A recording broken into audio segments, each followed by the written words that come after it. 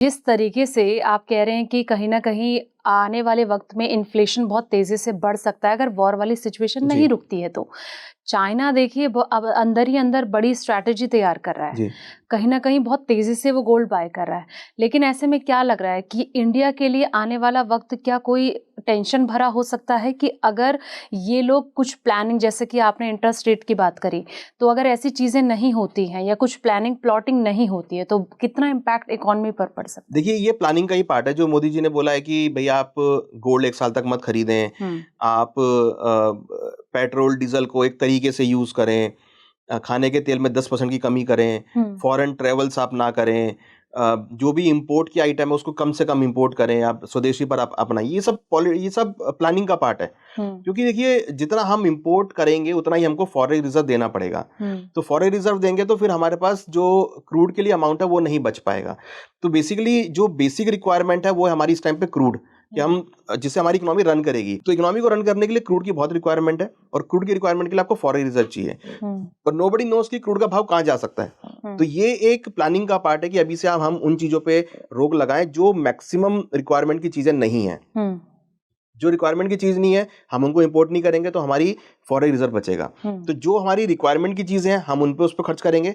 जो रिक्वायरमेंट की चीज़ नहीं है, हम उस पे खर्च नहीं करेंगे। हुँ, क्योंकि गोल्ड रिक्वायरमेंट का आइटम नहीं है। अगर आप देखेंगे तो अगर गोल्ड नहीं है किसी के पास तो वो ईज़िली सर्वाइव कर सकता है। हाँ, गोल्ड लेके सर्वाइव करना वो एक क्वेश्चन नहीं है। मीन्स हुँ, वो रिक्वायरमेंट नहीं है बेसिकली। हुँ, उसके अलावा आपके बहुत सारी रिक्वायरमेंट है। आपको खाने के लिए चाहिए, खाने का तेल आपको चाहिए। अगर हुँ, फॉरेन रिज़र्व बचेगा तो हम खाने का तेल भी मँगा सकते हैं। हुँ, हमें पेट्रोल, डीज़ल चाहिए गाड़ी जाने के लिए, जॉब जाने के लिए, ऑफ़िस जाने के लिए, बिज़नेस चलाने के लिए, फैक्ट्री चलाने के लिए। वो सब हमें एनर्जी सेगमेंट चाहिए। हुँ, तो एनर्जी को हमको कंज़्यूम करना है, एनर्जी हमको चाहिए। तो हुँ, उसके लिए हमको फॉरेन रिज़र्व पे डिपेंड होना पड़ेगा, क्योंकि हम क्रूड ऑलमोस्ट 80% बाहर से इम्पोर्ट करते हैं। हाँ। और कहीं न कहीं मुझे ऐसा लगता है ना कि जिस तरीके से आपने कहा कि क्रूड के जो दाम हैं, वो आने वाले वक़्त में अगर बढ़ जाते हैं, तो फिर क्या लग रहा है कि फिर क्या सिचुएशन देखने को मिल सकती है? क्या जो गोल्ड हमने देखा था कि पिछले कुछ टाइम पहले जब पिट रहा था, जी। तो उसी तरीके से और ज़्यादा पिट सकता है? देखिए, बिल्कुल अगर क्रूड के भाव बढ़ गए, हुँ, इन्फ्लेशन अगर इंक्रीज़ हो गया तो डेफ़िनेटली सेंट्रल बैंक्स को इंटरेस्ट रेट बढ़ाने पड़ेंगे। अभी हमने देखा है कि बैंक ऑफ जापान भी कोशिश कर रहा है इंटरेस्ट रेट बढ़ाने के लिए। हाँ, उनकी तरफ से स्टेटमेंट आ रहा है कि वो अब इंटरेस्ट रेट बढ़ाएँगे। यूरोपियन सेंट्रल बैंक्स जो हैं वो भी इंटरेस्ट रेट बढ़ाने की बात कर रहे हैं। हुँ, प्लस बैंक ऑफ इंग्लैंड है वो भी इंटरेस्ट रेट बढ़ाने की बात कर रहा है। फेडरल रिज़र्व ऑलरेडी कह रहा है कि 60% कंसेशन उनके पास आ रहा है कि इंटरेस्ट रेट बढ़ा सकते हैं। तो हुँ, इट मीन्स कि सभी सेंट्रल बैंक ये सोच रहे हैं कि इंटरेस्ट रेट बढ़ाए जाएँ। हुँ, अगर इंटरेस्ट रेट बढ़ने स्टार्ट हुए तो आपका जो पैसा है वो गोल्ड सिल्वर से निकलता हुआ आपका बैंक में जाना चालू हो जाएगा इन्फ्लेशन हुँ, को कंट्रोल करने के लिए। तो उसकी वजह से क्या होगा कि कहीं न कहीं गोल्ड सिल्वर में गिरावट देखने को मिलेगी। तो मुझे लगता नहीं है कि जल्दी ही कोई बड़ा जंप आपको गोल्ड सिल्वर में देखने को मिलेगा। अगर क्रूड के भाव गिरने चालू हो गए, हाँ, तो हो सकता है कि इन्फ्लेशन पे ब्रेक लगता हुआ नज़र आए। तो हुँ, इसलिए इंपॉर्टेंट है कि अगर क्रूड के भावों में गिरावट आती है और एक हुँ, बड़ी गिरावट आती है, मैं ये नहीं कह रहा कि 10% गिर जाएँ। हुँ, अगर क्रूड के भाव वापिस 60 या $70 पर आते हैं हुँ, और वहाँ पे सस्टेन करते हैं, हुँ, तो फिर आपका जो इन्फ्लेशन का प्रेशर है वो कम होता हुआ नज़र आएगा। हुँ। फिर ऐसी स्थिति में गोल्ड सिल्वर के भाव बढ़ते हुए नज़र आएँगे। अनुज जी, जैसे आप कह रहे हैं कि 60 से $70 तक क्रूड ऑयल पहुंच सकता है जी। अगर सब कुछ नॉर्मल रहा। क्या आपको लग रहा है कि यहाँ तक जाने के चांसेस हैं? क्योंकि जिस तरीके से तेज़ी हमने देख ली है, क्योंकि सोना-चांदी में अक्सर यही होता है कि जो तेज़ी पकड़ ली है, उससे ज़्यादा से ज़्यादा थोड़ी-सी ही कमी देखने को मिलती है। एकदम बड़ा झटका तो नहीं नहीं देखने आता, को मिलता है। यस। हाँ, तो आप देखिए, मानते हैं ऐसा? मुझे लगता नहीं है कि 60-70 का रेट आएगा, क्योंकि हुँ, देखिए अब एक लेसन लोगों को मिल चुका है कि भई आपको अगर इकोनॉमी रन करनी है तो आपके पास क्रूड के रिज़र्व होने चाहिए, हुँ, ठीक है? अगर आप मान के चलिए अभी क्रूड का भाव 110 चल रहा है, 90 तक तो हमने देखा है कि एक बार आए भी थे, फिर वहाँ से शार्प रन अप भी देखने को मिला है। तो अब क्या है कि जब जैसे ही 90-80 डॉलर आते हैं, $90 आएगा तो इकोनॉमीज़ ऐड करना चालू कर देंगे अपने रिज़र्व्स में।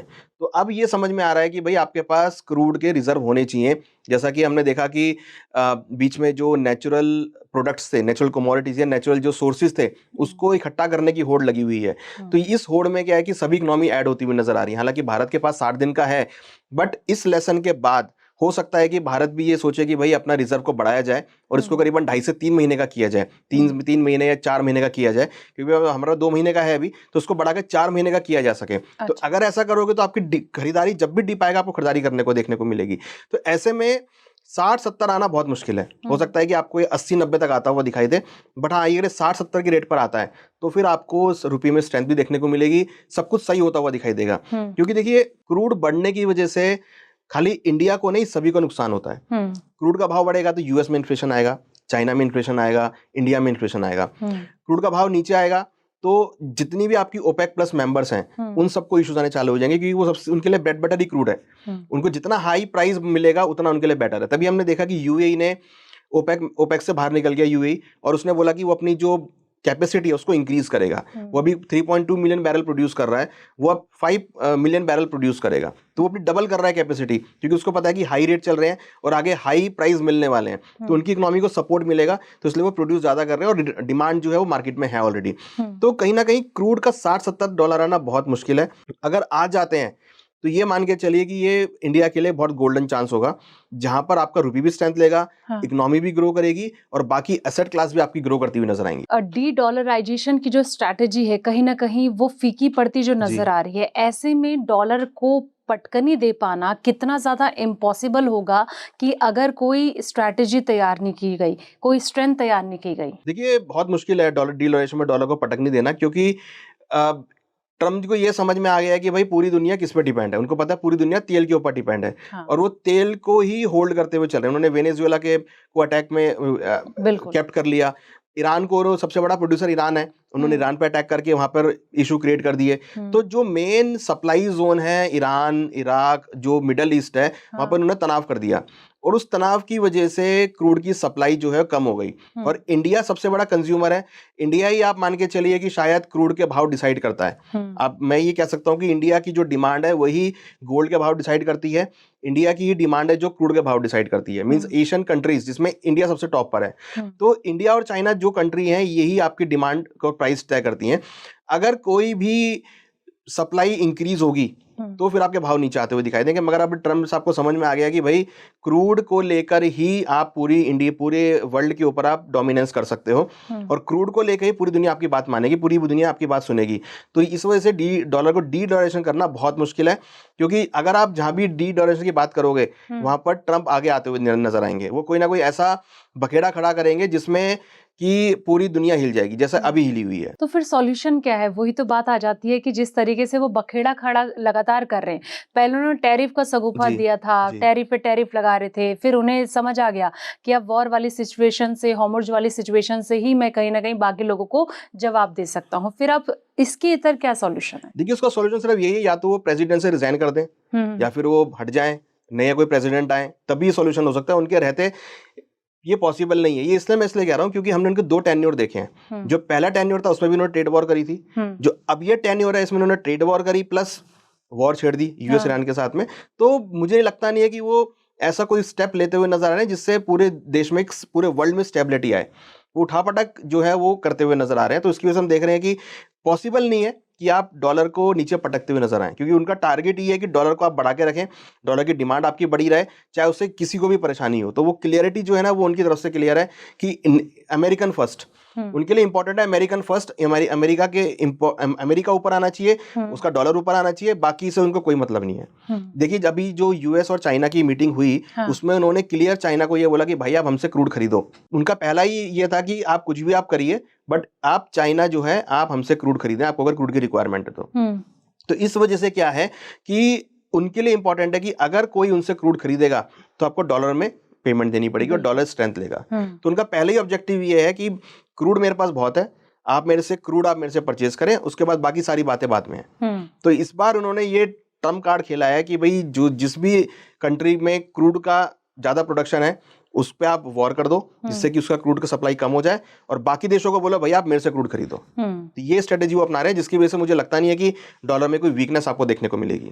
कहीं ना कहीं जिस तरीके से चाइना देखिए बहुत तेजी से जो गोल्ड खरीद रहा है, क्या उसको ये बहुत बखूबी रूप से समझ आ गया कि अब कहीं ना कहीं अगर स्ट्रेंथ जो मिलेगी वो यहीं से ही मिलेगी? देखिए गोल्ड इसलिए वो ऐड कर रहा है क्योंकि उसको पता है कि अगर कुछ भी स्कार्सिटी हुई तो वो गोल्ड को गिरवी रखकर लिक्विडिटी क्रिएट कर सकता है। तो इसलिए वो गोल्ड को होल्ड करता हुआ नजर आ रहा है, चांदी को होल्ड करता हुआ नजर आ रहा है, क्रूड को होल्ड करता हुआ नजर आ रहा है। उसको पता है कि ये चीजें ऐसी हैं जो नेचुरल आइटम है, जिसको आप रख के आप कभी भी किसी भी देश पर डोमिनेंस हो सकते हो। तो यहाँ पर अगर आप देखेंगे तो चाइना ने गोल्ड भी बहुत होल्ड किया है, चांदी भी होल्ड किया, वो क्रूड भी होल्ड करके चल रहा है। तो कहीं ना कहीं उसको पता है कि अगर रिक्वायरमेंट हुई तो वो इन चीजों से बाकी देशों पे दबाव डाल सकता है, जैसा कि ट्रम्प साहब कर रहे हैं। तो ये चाइना की स्ट्रेटेजी क्लियर है बिल्कुल। हालांकि इंडिया की स्ट्रेटेजी भी क्लियर है कि इंडिया के पास भी बहुत अच्छी मात्रा में गोल्ड है, मगर हमारे संग इशू क्या है कि हमारे प्रोडक्शन नहीं है, इन हाउस प्रोडक्शन हमारा ना तो गोल्ड का है ना हमारा क्रूड का है, हमको पूरा टोटली इंपोर्ट पे डिपेंड होना पड़ता है। हालांकि अगर आप एग्रीकल्चर की बात करेंगे, जहां पर हम दलहन में आत्मनिर्भर हो गए हैं, हम तिलहन में आत्मनिर्भर हो गए हैं,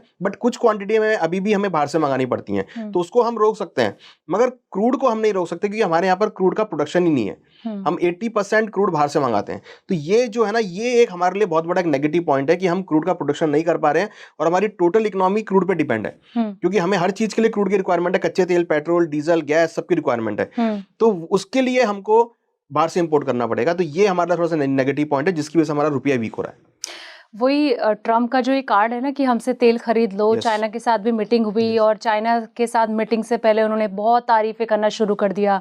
जब भी वो इंडिया को लेकर भी कुछ ऐसे करते हैं, भाईचारा उनका एकदम जाग जाता है। उनके बराबर मतलब कब कौन दगा देते कुछ कहा ही नहीं जा सकता। वो परंपरा वो लगातार चली आ रही है, और ऐसे में उन्हें ये लगा कि चाइना जो है उन्हें सपोर्ट करता हुआ नजर आ सकता है। लेकिन चाइना जो है अपनी एकदम स्ट्रॉन्ग जो स्ट्रैटेजी होती है उसके लिए भी जाना जाता है। लेकिन ऐसे में भारत को लेकर आप कैसे देखते हैं? क्योंकि जैसे कि आपने कहा कि अंदर जो इन चीजें होनी चाहिए, कहीं ना कहीं प्रोडक्शन होना चाहिए, वो एक लैक कर रहा है देश। तो ऐसे में लग रहा है आपको कि हमें दूसरी कंट्री पे जो डिपेंड होना पड़ रहा है, उस कंडीशन में हमें कैसी स्ट्रैटेजी अपनानी चाहिए? देखिए, इंडिया की स्ट्रैटेजी क्लियर है। अगर आप पिछले 10 सालों में देखेंगे या 12 सालों में देखेंगे तो बहुत डेवलपमेंट्स हुए हैं। पहले हम दलहन में आत्मनिर्भर नहीं थे, अब हम दलहन में आत्मनिर्भर हैं। हम पहले तिलहन में आत्मनिर्भर नहीं थे, अब हम तिलहन में भी आत्मनिर्भर है। तो हमारे खाने, फूड सिक्योरिटी हमारा बहुत क्लियर है। हमारे पास बहुत अच्छे स्टोरेजेस हैं, हमारी कैपेसिटी बहुत इंक्रीज है, तो हमें वहाँ पे कोई प्रॉब्लम नहीं है। हमें प्रॉब्लम आती है क्रूड को लेके। हालांकि क्रूड को लेके भी अगर आप देखेंगे तो हमारे संबंध ईरान के साथ बहुत अच्छे हैं, हमारे जो रिलेशन है वो रशिया के साथ बहुत अच्छे हैं, और दोनों ही क्रूड देने को तैयार हैं। ईरान इसलिए नहीं दे पा रहा है क्योंकि स्ट्रेट ऑफ हॉर्मुज बंद है, और वहां पर यूएस का ब्लॉकेड है। तो इसकी वजह से ईरान से जो तेल है वो यहाँ पर नहीं आ पा रहा है, शिपमेंट्स रुकी हुई हैं। वो यूएस को शर्तें भेज रहा है, यूएस उसको शर्तें भेज रहा है, इस वजह से वो स्ट्रेट ऑफ हॉर्मुज नहीं काम कर पा रहा है। रशिया रेडी है क्रूड देने के लिए, तो वो हमारे वहां से सप्लाई हमारे पास आ जाएंगे, तो वो भी हमको इशू नहीं है। इशू ये है कि जो प्राइस बढ़ रहे हैं उसकी वजह से हमको ज्यादा प्राइस पे करना पड़ रहा है। पहले हम $60 में पेमेंट कर रहे थे, आज हमको $110 में पेमेंट करनी पड़ रही है, तो उसकी वजह से हमको इशू आता हुआ दिखाई दे रहा है। हालांकि फूड सिक्योरिटी पे कोई प्रॉब्लम नहीं है, हमारी फूड सिक्योरिटी बहुत अच्छी है। एडिबल ऑयल के क्षेत्र में हम अपना पाम का प्रोडक्शन करना चालू कर दिया हमने। हम सरसों का प्रोडक्शन बहुत अच्छा कर रहे हैं, हम मेज का प्रोडक्शन बहुत अच्छा कर रहे हैं, गेहूं का अच्छा कर रहे हैं, चावल का अच्छा कर रहे हैं, दालों में हम आत्मनिर्भर हैं। तो फूड के प्रॉब्लम में कोई प्रॉब्लम नहीं है। केवल जो इशू है वो या तो आपके जो एक्सटर्नल इश्यूज हैं, जो एक्सटर्नल अफेयर्स हैं, वो इशू क्रिएट कर रहे हैं, प्लस क्रूड के जो भाव हैं वो बढ़ रहे हैं जो कंटिन्यूअसली, वो यहाँ पर इशू क्रिएट करते हुए नजर आ रहे हैं। जब भी भारत और पाकिस्तान का वॉर छिड़ता है ना कहीं भारत ऐसे ऐसे स्टेप उठा देता है जहां पर पाकिस्तान में त्राहिमाम मच जाती है। जैसे आपने कहा एक हॉर्मुज इस वक्त सबसे बड़ा संकट बना हुआ है, जिसका कहीं ना कहीं जो कहते हैं ना पूरा जो हाईजैक जिसने कर रखा वो यूएस है। आपको लगता है जैसे कि आप फूड को लेकर कह रहे हैं कि इंडिया के पास इतनी चीजें हैं जो कहीं ना कहीं यहाँ से सप्लाई होती हैं, तो ऐसे में कुछ चार्जेस जो इंडिया को बढ़ा देने चाहिए, ये एक बड़ा पैंतर वो अपना सकते हैं? देखिए, बिल्कुल जो चार्जेस की आप बात कर रहे हो, यहाँ पर देखा ना क्रूड और गोल्ड पे इंपोर्ट ड्यूटी बढ़ाई है, ये उसी का पार्ट है कि आप, क्योंकि गोल्ड रिक्वायरमेंट की चीज नहीं है, गोल्ड लोग ऐसे इन्वेस्टमेंट ले रहे थे या डेट एसेट के तौर पे ले रहे थे, तो सरकार ने देखा कि भाई इससे आप सरवाइव कर सकते हो। अभी क्या है, इशू सरवाइव करने वाली बात आती है। अभी क्या है कि आपको 1 साल तक सरवाइव करना है, जब तक ये वॉर खत्म नहीं होती तब तक आपको ऐसी चीजों पे जाना है जो आपके लिए बहुत मैंडेटरी हो। तो गोल्ड अभी मैंडेटरी नहीं है, तो इसलिए उन्होंने वहाँ पे इंपोर्ट ड्यूटी बढ़ा दी कि भाई आप इंपोर्ट ड्यूटी बढ़ा दोगे तो लोग कम इंपोर्ट करेंगे और फॉरेन रिजर्व आपका मेंटेन हो जाएगा। दूसरी तरफ सरकार ने कहा कि आप 10% आप एडिबल ऑयल यूज करो। देखिए, वो सेहत के लिए भी अच्छा है और इंपोर्ट के लिए भी अच्छा है। जो भी हम इंपोर्ट कर रहे हैं थोड़ा बहुत, अगर हम 10% भी, एक आदमी अगर 10% भी कम खाएगा तो हम इंपोर्ट कम करेंगे, तो उससे हमारा फॉरेन रिजर्व बचेगा। दूसरी तरफ आप अगर बाहर ट्रैवल कर रहे हैं तो वो भी सरकार ने बोला कि आप ट्रैवल मत कीजिए। आपको अगर डेस्टिनेशन वेडिंग करनी है फॉरेन में या आपको बाहर के ट्रिप करने, तो आप इंडिया में कीजिए, जिससे कि इंडिया के अंदर मनी का फ्लो चले, आप बाहर आपको पेमेंट ना करनी पड़े। तो वो चीज़ यहाँ पर सेटल होती नजर आई। प्लस हो सकता है कि आगे चलकर आपको बाकी जो इंपोर्ट के आइटम है उन पे आपको टैक्सेस लगते हुए नजर आए, इंपोर्ट ड्यूटी और बढ़ती हुई नजर आए। तो ये सब जो चीज़ें हैं ये टैक्सेस के ऊपर डिपेंड कर रहे हैं, और ये प्लानिंग का पार्ट है कि जो जो चीज़ें आपको रिक्वायरमेंट नहीं है उस पर आप इंपोर्ट ड्यूटी लगा दो, जिससे कि हम एटलीस्ट इन हाउस सर्वाइव कर पाएं। क्योंकि देखिए इंडिया में फूड सिक्योरिटी को लेकर कोई प्रॉब्लम नहीं, फूड सिक्योरिटी अच्छी खासी है, केवल सर्वाइव करने वाली बात है कि आपको ये टाइम निकालना है। तो ये टाइम निकालने के लिए आपको एकदम से आपको आना पड़ेगा जो आपके सर्वाइवल आइटम्स हैं, जो सर्वाइवल कमोडिटीज हैं। तो सर्वाइवल कमोडिटी में आपको आने के लिए जो अनरिक्वायरमेंट चीजें हैं, जो रिक्वायरमेंट नहीं है, जिनकी बिना आप सर्वाइव कर सकते हो, उस पर आपको आना पड़ेगा। जैसे अगर आप देखेंगे सिंपल सा, अब सरकार अपील कर रही है वर्क फ्रॉम होम करो। हाँ। वर्क फ्रॉम होम लोगों ने देखा कि आप कर सकते हो आराम से और कंपनी की प्रोडक्टिविटी बढ़ती है, तो अब कंपनीज वर्क फ्रॉम होम पे जा रही है। तो ये भी प्लानिंग का पार्ट है कि आप जब वर्क फ्रॉम होम करोगे तो आप कम गाड़ी चलाओगे, कम पेट्रोल यूज होगा, तो उससे हम काफी कम मात्रा में क्रूड को इंपोर्ट कर पाएंगे। That is part of the planning. अच्छा, वर्क फ्रॉम होम से मुझे याद आया कि कोविड का दौर एकदम याद आ जाता है। जब भी ऐसी सिचुएशन आती है, उस टाइम पे के ऐसे लग गया था कि सब कुछ पूरी तरीके से बैन। ऐसे में वॉर वाली सिचुएशन आने वाले वक्त में आपको क्या लग रहा है कि कुछ बहुत बड़ा होने वाला है? क्योंकि जिस तरीके की हिदायतें दी जा रही है, इंडिकेशन दिया जा रहा है, ऐसे में क्या समझा जा सकता है कि वॉर वाली चिंता जो है कहीं ऐसा ना हो कि इतना गहरा इम्पैक्ट पड़ सकता है जिसका खामियाजा कहीं ना कहीं इंडिया को भी क्या भुगतना पड़ सकता है? देखिए इंडिया बहुत बड़ी मार्केट है, हमको ये ध्यान रखना है कि इंडिया बहुत बड़ी मार्केट है। अगर इंडिया में कुछ होगा तो बाकी जितने भी बाहर की कंट्रीज है उनको इशू होगा। क्योंकि अगर इंडिया में कुछ हुआ तो चाइना अपना माल कहाँ डंप करेगा, चाइना अपना माल कहाँ बेचेगा? अगर इंडिया में कुछ हुआ तो यूएस अपना माल कहाँ बेचेगा? ये इंडिया जो है बाजार है बहुत बड़ा अपना सामान बेचने के लिए, कंज्यूमिंग यहाँ पे कंजम्पशन बहुत हाई है। तो अगर इंडिया में कुछ होता है तो आपको जो बाकी देश की कंट्रीज हैं वो नहीं चाहेंगे कि इंडिया में कुछ हो, क्योंकि इससे बिगेस्ट कंज्यूमर मार्केट। तो यहाँ पर आपको अगर यूएस को माल बेचना है तो इंडिया आएगा, आपको चाइना को माल बेचना है तो इंडिया आएगा, साउथ कोरिया को कुछ माल बेचना है तो वो इंडिया आएगा, आपको कनाडा को कुछ माल बेचना है तो वो इंडिया आएगा। तो ये एक बहुत बड़ी मार्केट है। तो इंडिया को जल्दी से कुछ होने वाला नहीं है, ये आई एम श्योर। बट हाँ, आपको इंटरनली स्ट्रांग होने के लिए ये स्टेप उठाने पड़ेंगे जिसकी वजह से कि आप लॉन्ग टर्म तक सर्वाइव कर सको। ऐसा नहीं कि हमें कुछ नहीं हो सकता तो हम बिल्कुल फ्री हो जाएं। तो अगर एक्सटर्नल कुछ इफेक्ट चल रहे हैं तो हमको इंटरनली स्ट्रांग होना पड़ेगा। तो ये जो प्लानिंग चल रही है ये इंटरनली अपने को सर्वाइव और स्ट्रांग करने के लिए चल रही है।